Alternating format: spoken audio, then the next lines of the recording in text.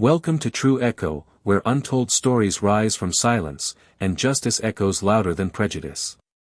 In today's gripping episode, a modestly dressed black man walks into a luxury hotel, only to be quietly mocked and denied service. But what happens next? No one in the building could have seen coming. This isn't just about hospitality, it's about legacy, dignity, and a powerful truth that can't be ignored. Stay with us as we uncover what happens when the founder returns home, and isn't recognized. An autumn wind curled down Fifth Avenue, rustling golden leaves across the slate-gray steps of Harrington Hall. The entrance gleamed beneath gold-plated signage, a Claiborne property. Inside, the lobby was awash with soft jazz and amber light, marble floors polished to a mirror's shine. But just outside stood Jerome Tate. He was tall, broad-shouldered, with silver at his temples and calloused hands gripping a canvas bag. His jacket was faded, his shoes scuffed, none of it designer. He didn't look like money. Yet no one had shaped this place more than he had. And no one in that lobby knew it. When he entered, his presence was quiet. The front desk bustled as a young woman behind the counter, perfectly made up, barely glanced up. Jerome stepped forward. "Good evening," he said gently. She looked him up and down. Her smile was polite but plastic. "Can I help you?" "Yes. I'm checking in. Jerome Tate." Click-clack. Her fingernails flew across the keyboard. "I don't see a reservation under that name," she said, tone sharpening. "Did you book through Expedia or something?" Jerome smiled faintly. "No. I'm on the owner's block. Internal." That stopped her. "Owner's block," she repeated, the skepticism unmistakable. Her fingers paused. "Wait here." She vanished into the back office. A few moments later, a slim blonde woman emerged. Confident, severe. The shift manager. "I'm Emily," she said crisply. "We're fully booked due to the leadership summit. Without a pre-registered confirmation, even senior partners can't be accommodated." Jerome simply nodded. She didn't recognize him. No one did. As Emily turned away, a wealthy couple walked through the revolving door. The transformation was instant. Smiles widened. Backs straightened. A bellhop appeared as if summoned. The air practically hummed with privilege. "Mr. Davies. Welcome." Emily gushed, handing over keycards. "We've upgraded you to our penthouse suite." Jerome stood unnoticed, near a pillar. Listening. Watching. The hotel he built now welcomed others with open arms while ignoring him entirely. His vision, the foundation of this place, had been polished, sold, and distorted beyond recognition. He didn't expect red carpets. But he hadn't expected invisibility. Jerome didn't move. Not at first. He let the moment stretch, the noise and laughter from the newly arrived couple rising like a tide around him. He could hear Emily's heels click back toward the front desk, her voice light, joking, flirtatious. She was in full performance mode. She had no idea the man she just dismissed was the one who had helped write the guest experience standards posted in every employee break room. No idea that Jerome had sat on the board that approved her hire. And perhaps, most ironic of all, no idea that his quiet visit tonight was intentional. Because he was watching. For years, Jerome had chosen to remain behind the scenes. After the property had passed to new ownership under Claiborne Holdings, he had negotiated a minority stake in exchange for creative control over the hospitality philosophy. That part had stuck, at least on paper. But tonight, it was clear, something in the heart of Harrington Hall had gone cold. The lobby swirled with ambient conversation, but for Jerome, it was silent, until the front desk clerk turned toward him again. "Sir," she said with strained patience. "As I mentioned, we can't check you in without a confirmed reservation." "I understand," Jerome replied. "But I have a key." She blinked, confused. Excuse me. He reached slowly into his coat pocket and pulled out a worn silver card, metal, engraved, unmistakably elite. The Claiborne crest shimmered faintly under the chandelier light. The receptionist squinted at it, then glanced toward Emily, who was still cooing over the arriving guests. She didn't call Emily this time. Instead, she leaned forward and scanned the card on the digital reader. A beep. Then the screen lit up green. Owner Tier, Jerome Tate, granted access to Suite 1201. Her face drained of color. She stared at the screen. Then at him. Then again at the screen. She physically backed away from the counter like the machine had spoken a blasphemy. Emily, catching the shift in energy, turned sharply. What's going on? The young woman could barely form the words. Emily, he's Mr. Jerome Tate. Founding partner. The words hit the lobby like a sudden gust. Emily froze mid-step. Jerome didn't gloat. He didn't speak. He simply stood there. Recognition dawned slowly in Emily's eyes. She opened her mouth, but no sound came out. Her face paled as the consequences hit her like a train. She had just insulted a man who owned part of this building. Worse, she had dismissed him, casually, publicly. Before she could recover, the double doors near the executive wing opened, and a tall man in a deep navy suit strode out. Andre Milford, the regional director. A man whose schedule was booked 6 weeks out. He caught a glimpse of the name on the screen, and his entire demeanor changed in a heartbeat. Mr. Tate, he said, voice dropping with awe and horror. Sir. Forgive us. I wasn't informed of your visit tonight. Jerome turned slightly, locking eyes with Andre for the first time. You weren't. That was the point. Emily swallowed hard. Andre didn't hesitate. Get Mr. Tate's suite prepared. Actually, upgraded, Grand Presidential. Effective immediately. Bellhop, now. The receptionist fumbled for a new key card. Her hand shook as she offered it to Jerome, her glossy nails trembling. We're deeply sorry, Mr. Tate. Truly. Jerome took the key, his silence more commanding than anger could ever be. Without a word, he turned toward the elevators. Behind him, the atmosphere shifted from smug efficiency to total chaos. Emily was pulled aside by Andre, his voice a tense whisper filled with reprimands. Staff exchanged horrified looks. The bellhop who had chuckled earlier now stood ramrod straight, his face bloodless. In the elevator, Jerome stared ahead. He didn't see gold trim or polished glass. He saw memory.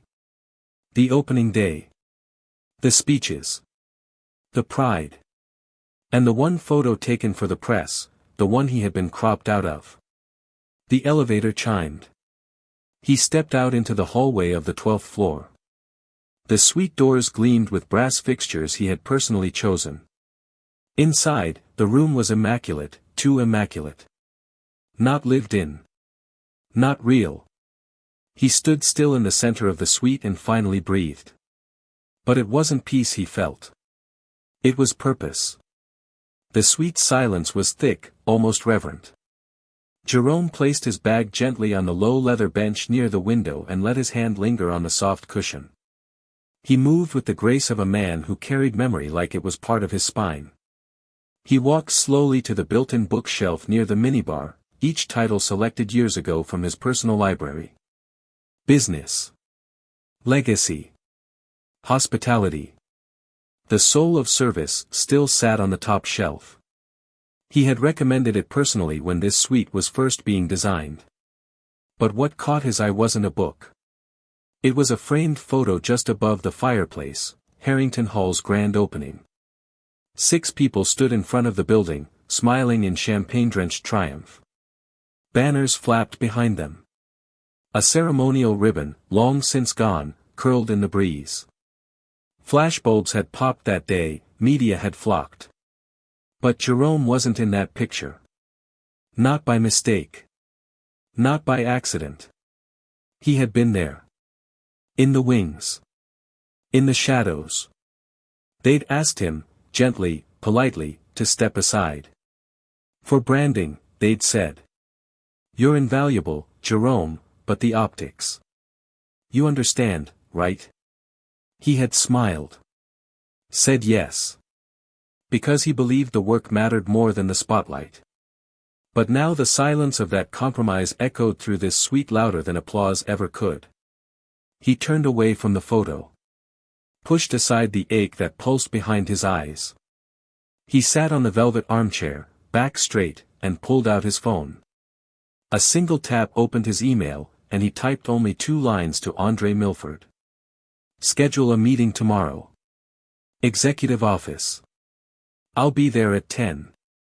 J. Tate. He didn't write more. He didn't have to. The following morning came with muted sunlight and the low hum of traffic far below. Jerome, dressed again in his modest gray jacket and pressed slacks, stepped off the elevator and into the executive wing, a floor he had helped design with wide hallways, quiet acoustic panels, and natural light that cut through the usual corporate sterility. But today, the lights were dimmed. The room ahead was already occupied. Emily sat rigid at the long glass conference table. Her fingers were interlaced, her knuckles white. Across from her was Andre, a heavy folder in front of him.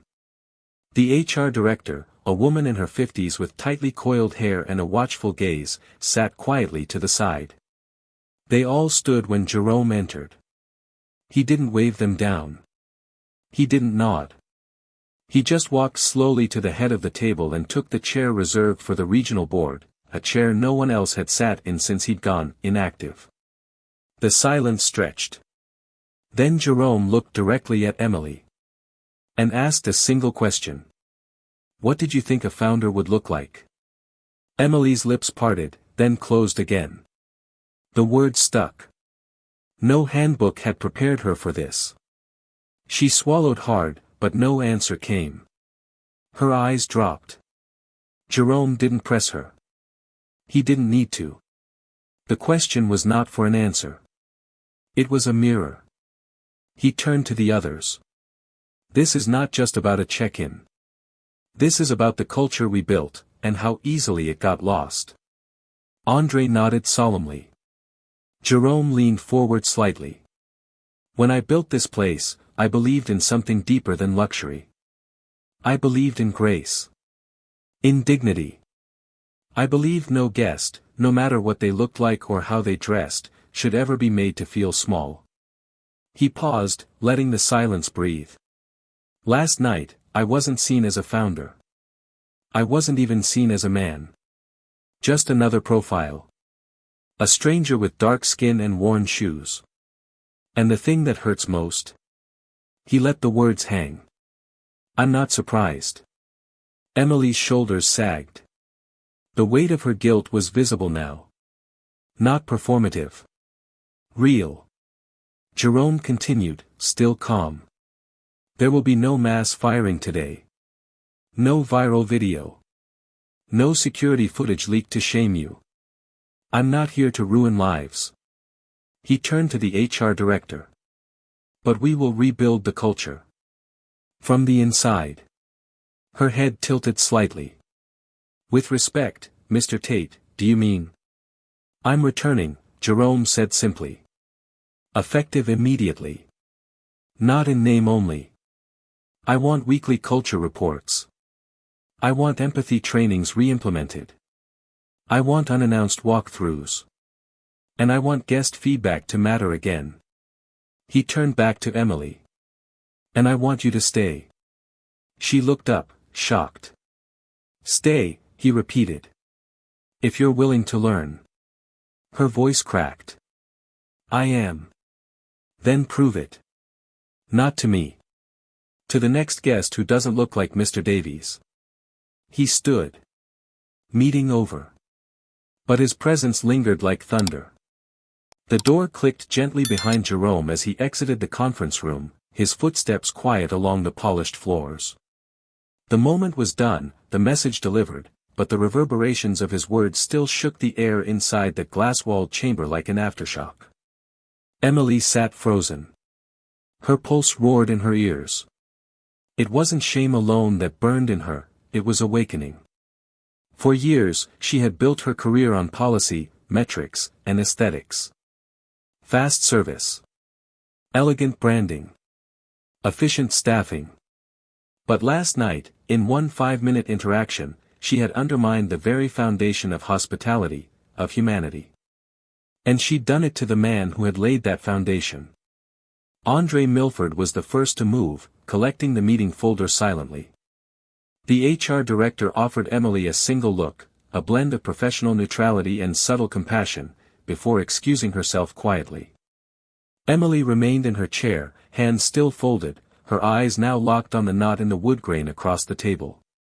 She stared at it like it might blink back at her. She replayed the events, the look on Jerome's face, not angry, but deeply tired. The metal card. The way the other staff had laughed. She hadn't just failed as a manager, she had failed as a person. Across the hotel, the lobby buzzed with morning guests. Suits clicked across marble. Taxis unloaded travelers. A bellhop with a crisp new haircut opened the front doors with purpose. And something, almost imperceptible, had shifted. Word had spread. Everyone on staff now knew. Not because of a loud email or dramatic announcement, but because of silence. Because Jerome hadn't demanded attention. Because he hadn't raged. Because he had simply existed, and still, they hadn't seen him. That truth haunted the hallways. Upstairs, in the grand presidential suite, Jerome stood by the window, coffee untouched on the tray beside him. The city stretched out in quiet motion. But his focus wasn't the skyline, it was the framed photo still lodged in his memory. He opened his bag and pulled out a smaller photo, creased and yellowed at the edges. It showed him and the original Harrington design team, most of them young, diverse, and now scattered across the industry. It was a raw, candid shot. No posing. No branding. Just real builders. The heartbeat of the project. He smiled at it softly, remembering the laughter, the all-nighters, the dreams that had shaped more than a building. Then, his phone buzzed. A message from Andre. Updates in motion. Culture re-audit begins Monday. HR rolling out new empathy modules. Also, Emily asked for a one-on-one coaching track. She didn't ask to transfer. She wants to learn. Jerome allowed himself a small nod. Not because justice had been served, but because something real had begun. That afternoon, he walked the lobby unannounced. Staff straightened the moment they saw him. But this time, it wasn't fear, it was respect. Jerome didn't stop at the desk or the concierge table. He moved past them to a quiet alcove where a new family was waiting for early check-in. A black couple with 2 young kids. Their luggage stacked beside them. The mother looked exhausted. The front desk agent had gone to check something, in the back. And there they sat, tired, waiting. Jerome walked over. "You been helped?" he asked gently. The mother looked up, startled, then nodded slowly. "They said they'd be right back." He offered a kind smile. "Let me help speed that up." He walked straight to the back office. The new manager, a younger man with a shaved head and round glasses, jumped to attention. "Sir. Family in the alcove. They've been waiting. I'd like them checked in immediately. And make sure they get a fruit plate. And warm towels." The manager nodded. "Right away." Jerome returned to the family and waited until they were called forward. When the front desk finally activated their reservation, Jerome caught the glance of the young daughter. She smiled. He winked. It wasn't about grand gestures. It was about being seen. Being human. Later that evening, Jerome passed the old photo in the hallway again, the one with the founders, the ribbon, the smiling executives. He paused, letting his gaze settle on the empty space beside the center figures. That space, where he should have stood. He didn't feel bitter anymore. But he did feel resolute. He would not be cropped out of his legacy again. He pulled out his phone and sent one last message. Schedule a rededication ceremony. This time, let's get the picture right. He slipped the phone away. As he turned toward the elevator, a young housekeeper passed by. She smiled, uncertain, but warm. Good evening, sir. Jerome stopped. What's your name? Camila, she said shyly. Well, Camila, thank you for the work you do. It shows. Her face lit up. Thank you, Mr. Tate. And for the first time in a long while, he felt it. He wasn't invisible anymore. The week passed swiftly. In the heart of Harrington Hall, a quiet transformation was unfolding, not just in decor or process, but in attitude. From the security staff to the kitchen line, Jerome's presence was felt, not because he demanded it, but because people had started to look up again. To really look.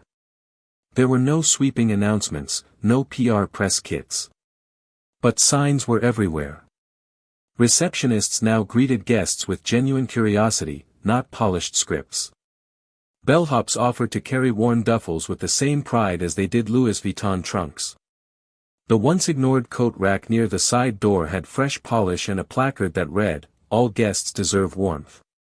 And Emily? She moved through her shifts differently now. Her heels were quieter. Her eyes didn't scan for affluence anymore, they searched for those who might go unseen. She had requested shadowing time with Jerome, and to everyone's surprise, he agreed. Not because she had earned it yet, but because growth deserved guidance. On the fourth day, she joined him during his usual unannounced walkthrough of the staff lounge. Jerome took note of a new motivational poster, "Respect is not a luxury," tacked up by someone in housekeeping. Emily noticed too. She looked at Jerome, hesitant. "Do you think they believe it?" Jerome looked at her, then nodded. "More than they did a week ago." She said nothing. But that answer stayed with her. By the seventh day, the air in Harrington Hall had shifted so tangibly that returning guests commented on it. But the real test was yet to come. Friday afternoon, a catering crew arrived early. Floral arrangements were rushed up to the rooftop lounge. Techs installed lights near the south balcony, and catering set up tiers of hors d'oeuvres. The staff buzzed with speculation. A wedding? A celebrity event? Only a few people knew the truth. This wasn't about glamour. It was about a moment long overdue. At 6:30 p.m., the elevator doors opened on the rooftop terrace, and Jerome stepped out in a crisp charcoal blazer. Still no tie. Still the same well-worn shoes. But his bearing carried new weight, a quiet gravity that pulled every gaze toward him. A podium had been set up near the glass wall overlooking the skyline. On an easel beside it, covered with a silk cloth, stood a new framed photograph. Emily stood near the back, clasping her hands. André approached the podium. His tone was steady, professional, but his eyes burned with something deeper, respect. "Ladies and gentlemen, thank you for joining us on short notice," he began. "Tonight isn't about product launches or partnerships. Tonight is about something far more rare in business, accountability. And the courage to rebuild." He gestured to Jerome. "A man who doesn't just lead with vision, but with humility. With grace. And after all these years, we get the honor of finally saying, 'Welcome home, Mr. Tate.'" Polite applause swelled. Jerome approached the mic slowly. His voice was low, even. But in the quiet, each word landed with the weight of lived truth. "I didn't ask for this event," he began. "I never needed fanfare. But I did need to see whether the place we built could still reflect the soul we poured into it." He looked out at the small crowd, staff, managers, executives, even the family he had helped check in days ago, now invited personally. There's power in being seen, he said. And there's danger in forgetting how easy it is to stop looking. He turned toward the easel. And that's why tonight, we rewrite the story. He pulled back the cloth. Underneath was a new photo. Not staged. Not glossy. It was taken just 2 days earlier, Jerome standing with the entire hotel staff, from executives to kitchen aides. No hierarchy. No filters. Just people. Laughing. Real. The plaque beneath it read. Harrington Hall Rededication, June 2025. Hospitality is seeing everyone. Jerome Tate, founding partner. A hush fell over the crowd. Then applause, not thunderous, but heartfelt, layered with meaning. Even the security guard near the elevator dabbed his eyes. And Emily? She clapped. Harder than anyone. Then walked straight to Jerome. I want to do more than learn, she said. I want to lead, differently. Jerome looked at her for a long moment. And finally, he smiled. You just took your first real step. By Monday morning, Harrington Hall felt alive in a way it hadn't in years. The energy pulsed not from the chandeliers or marble columns, but from the people. Conversations among staff that used to be transactional, check-ins, shift times, guest complaints, had shifted into moments of connection. Eye contact lingered. Names were remembered. The ripple effect of Jerome's quiet confrontation had reached every corner of the building. In the staff lounge, someone had created a new whiteboard wall titled "Seen Today," where employees wrote anonymous praise for coworkers who had gone above and beyond, not just for guests, but for each other. At the front desk, Camila, the housekeeper Jerome had spoken to that first night, now delivered folded towels to early arrivals personally, with a handwritten note in their native language, thanks to a new translation app she'd learned to use. Even the bellhop who had snickered at Jerome's appearance now insisted on carrying every bag with pride, never asking where a guest came from, only how their journey had been. Jerome didn't hover. He didn't need to. His presence, even when unseen, was now felt in every detail. Meanwhile, Emily had begun her transformation from efficiency-driven to empathy-led. She requested to join onboarding sessions, even for roles below her pay grade. Not to supervise, but to understand. She walked the kitchen with the chef and observed the way delivery vendors were treated. She shadowed security and sat in on phone calls at the concierge desk. One afternoon, she quietly slipped into the HR training for new interns. Instead of observing from the back, she took a seat in the circle like everyone else. When asked why she was there, she simply said, "Because I forgot what this felt like. And I never want to forget again." Her humility earned her something no manual ever could, the team's trust. Later that week, a challenge arose. A high-profile guest, social media famous, politically connected, arrived at the front desk and made a scene when asked for ID. His assistant barked about knowing the owner personally, waved off staff, and sneered when a Latina receptionist tried to explain policy. In the past, management would have scrambled to smooth things over with an apology and champagne. But now, Emily stepped forward calmly. She didn't apologize for protocol. She explained it, clearly, firmly, kindly. When the guest began to shout, she didn't shrink. Instead, she said one sentence that stunned the room. Our founder taught us that real hospitality means respect flows both ways. Then, without raising her voice, she added, "If that's too difficult, there's a very fine Marriott down the block." The guest's jaw dropped. But Emily didn't waver. And something incredible happened, the staff stood a little taller. The guests watching the interaction clapped, genuinely. The receptionist whispered a thank you. Later that evening, Jerome, having heard about it through the grapevine, found Emily on the mezzanine overlooking the lobby. "You stood for them," he said. She turned, her eyes wide. "I remembered what you said," she replied. "About true hospitality. I thought, it was time we stopped selling dignity to the highest bidder. Jerome nodded. You didn't just remember it. You lived it.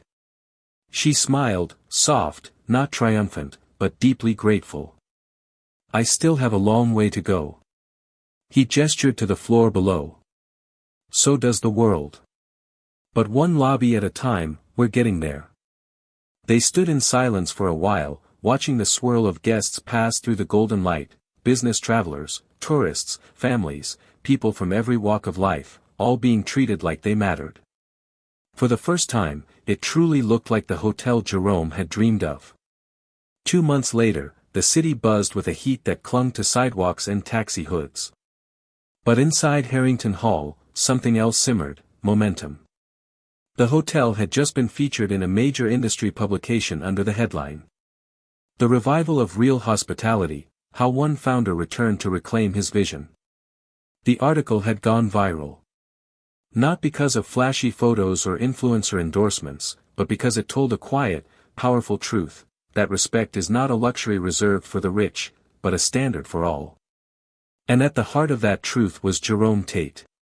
Since his return, Jerome had resumed his role not as a figurehead, but as a living reminder of the hotel's soul. He didn't sit in boardrooms with champagne flutes or launch major campaigns. Instead, he mentored staff. Walked the halls. Listened. He launched a See First initiative, a training series grounded in empathy, inspired by his own experience. Each new team member now watched a short video titled "The Man They Didn't See." Narrated by Jerome, it told the story of his quiet return, and everything that followed. The final line in the video: "You don't have to wear a title to deserve respect. You just have to walk through the door." That message began to ripple far beyond the walls of Harrington Hall. Other Claiborne properties began to take notice. Requests poured in asking for access to the See First framework.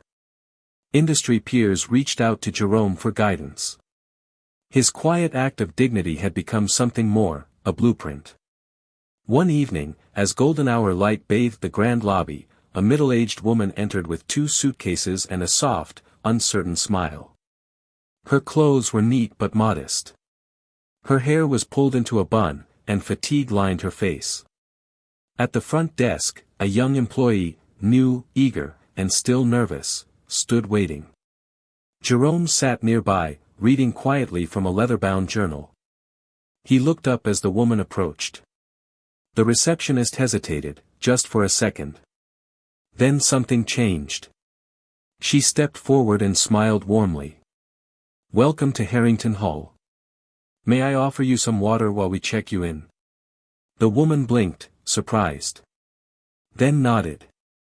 From his seat by the column, Jerome watched. The employee didn't look past the guest. She looked at her. And Jerome, quietly, smiled. This was it. Not a grand speech. Not a viral moment. Just one person seeing another. It was working. That same evening, upstairs in the executive wing, a new photo had been installed beside the elevator, a triptych now. The first, the original ribbon cutting, unchanged. The second, the rededication, filled with every department, every shade of skin, every background.